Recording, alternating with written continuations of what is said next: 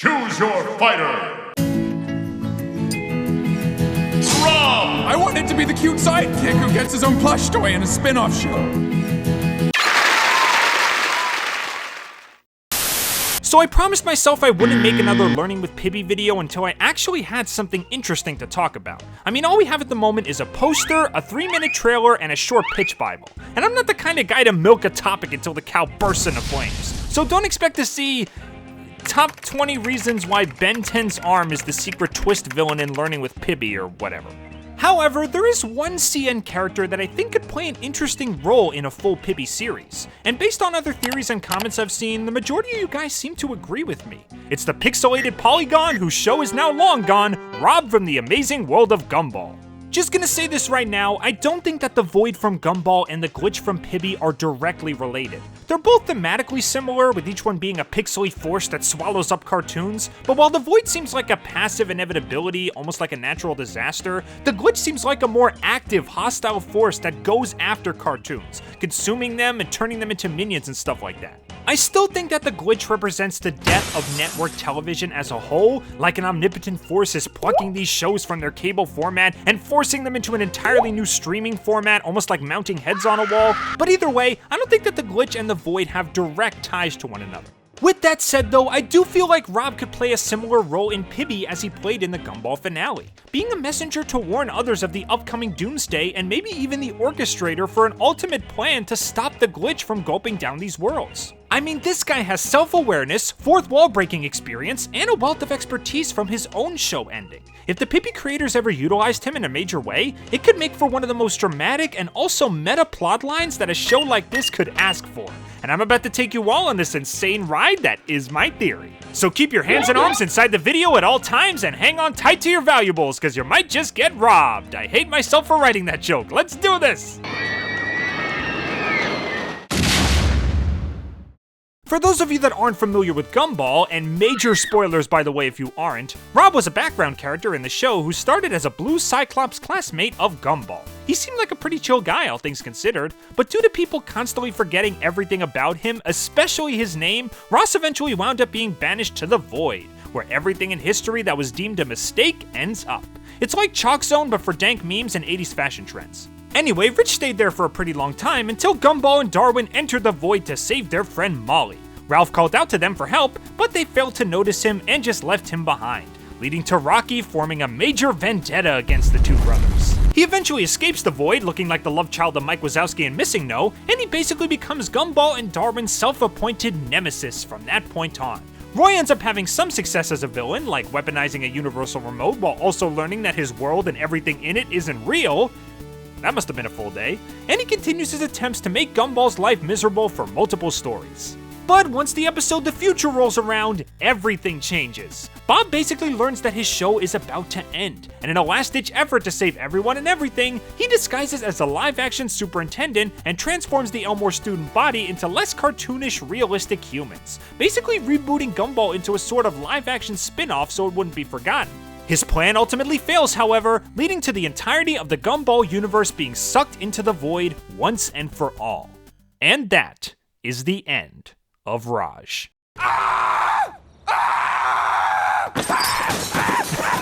Alright, I'm just messing with you, man. Your name is Rob and you're a memorable character, okay? Okay. So yeah, it's kind of amazing how the show turned a nothing background character into arguably one of the most well-known and well-loved characters in the show, but I don't think that his journey ends there. Oh no! He may have failed to save his show from ultimate destruction, or maybe once the Gumball movie comes out, he will have saved his show from ultimate destruction, but this is a whole nother beast entirely. This time, Rob is gonna save the entire universe of network television, even if he has to lie to do it. Let me set the scene for you. Our three main heroes have already met up by this point, and they've been traveling together for a while through multiple different shows. They just barely escape the Glitch every time, with the credits saving them and taking them to the next show. They're still confused as to what's going on, but they've accepted the fact that they need to work together and become heroes to survive. But then suddenly, out of nowhere, a mysterious black-cloaked figure with a deep voice and a floating chair emerges from a portal and demands that the Pibby trio come with him. They oblige, and the figure creates another portal, taking them to a completely different show. the figure goes on this massive speech about how this thing is an unspeakable evil, an all-consuming destroyer of worlds across the multiverse, and the only way to defeat this foe is to create an army of true heroes to fight it off. Pibby asks how he knows all this, and the figure says that he is an all-knowing deity from another realm that has been reshaped by the fabric of space and time. He knows all about this insane black mass and what is needed to stop it. If they wish to survive, they must do exactly as he says. He tells them that they must construct a mighty army, a powerful battalion of heroes across the multiverse that can defeat this deadly foe. And once they are big enough, a combined attack from all of them will be enough to end it once and for all. So that's what they do. Using portals, they gather powerful survivors across multiple different shows, like ultrasonic pink lions, super strong kindergartners, foolish samurai warriors, and Plank. Yeah. Days go by as the army slowly expands and grows ever closer. Friends are made, connections are formed, drama, love, kinship, all results of these characters spending time with each other. Eventually, the day of attack comes as the troops rally together for their ultimate strike on the glitch. The entire army of heroes charges forward to fight! But much to their surprise, the glitch ends up winning. In fact, they don't even put a dent in it, it just gets stronger. Obviously, Pibby is pretty upset about this, and once they retreat, she confronts this cloaked leader of theirs, asking him why his prediction never happened and pretty much calling him a big fat liar. And eventually, the figure stands up and presses a button on his chair, which increases the brightness setting. We see that the chair is made up of old forgotten stuff, like failed games, mullets, and outdated hashtags, with universal remote controls on the armrest. The figure steps down, whips off the cloak, and boom! It was Rob the whole time. He presses the audio reset button to change his voice back, and confesses his actual reason for doing all this, in the most digestible way he can. He talks about how nothing they see is real. None of these worlds they've gone through are real. The existence of all of their worlds isn't reliant on heroes saving the day, it's reliant on whether or not they are viewed by a higher power. It's important that what they all do is entertaining, or these viewers will stop watching and their worlds will cease to exist. He knows all of this because he's been doing research for years after escaping the void. Remember that universal remote that he broke in the rerun? Remember how the pieces completely disappeared into a pixel void of sorts? Well, this might be a little bit of a stretch, but I like to imagine that those pieces wound up in the void somewhere, since Rob said that he was wrong to buy and use the remote at all, essentially making it a mistake.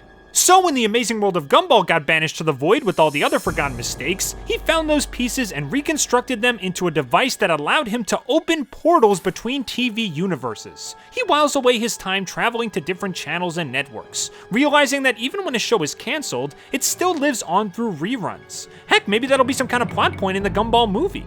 Eventually though, he finds out some shocking news. Network TV, the very medium they inhabit, is dying.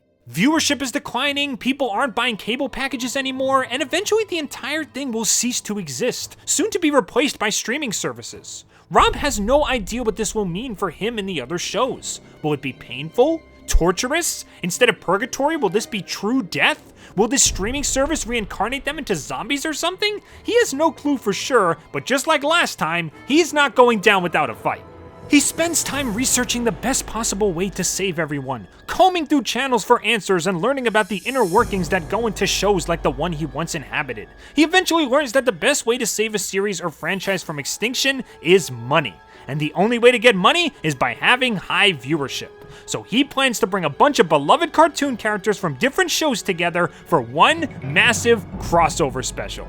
Millions of people would watch it and be reminded of the traditional, cozy, and even exciting memories they had while watching these characters on cable TV, leading to them repurchasing their cable packages instead of only focusing on streaming, and boom!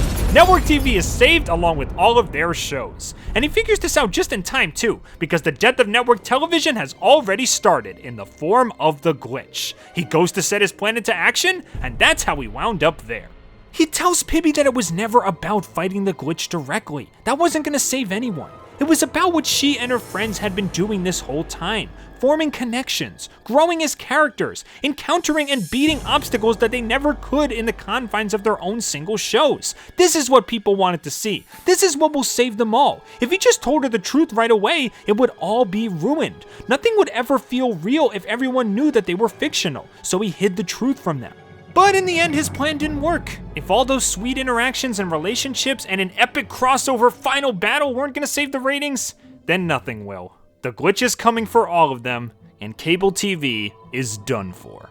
Pibby is obviously a little shocked by this, but ultimately she says that it's okay, because she learned something important during this journey, that change is inevitable. When something unavoidable and life-altering comes your way, you can either accept it, adapt, and survive, or give up and suffer for it. And because Pibby and her friends chose to adapt, they lasted longer and grew closer as a group. And even if none of this is real, as he says, the friendships she formed are real to her. And she's gonna spend every last second with them that she possibly can. And she does. All the remaining characters curl up together in silence, waiting for the glitch to consume them. Eventually it does, the screen turns to black, and the series ends. Despite Rob's efforts, change came just the same. In my opinion, I think this could be a pretty cool concept. It's unclear if Pibby is willing to go this meta with its content, plus we still haven't seen the Gumball movie yet and that could throw a wrench into everything, but the idea of Rob becoming a cable dimension hopping hero still aware of his fictional existence, who plans to save the lives of innocent cartoons by boosting TV network ratings through nostalgia crossover appeal, sounds just insane enough to work. It would definitely fit with the total insanity that comes with Gumball's characters, but what do you guys think? Should Rob appear in Learning with Pibby? Should this show go insane with its meta at some point? Leave your thoughts in the comments below. Thanks for tuning in, everybody, and I hope to see you all real soon.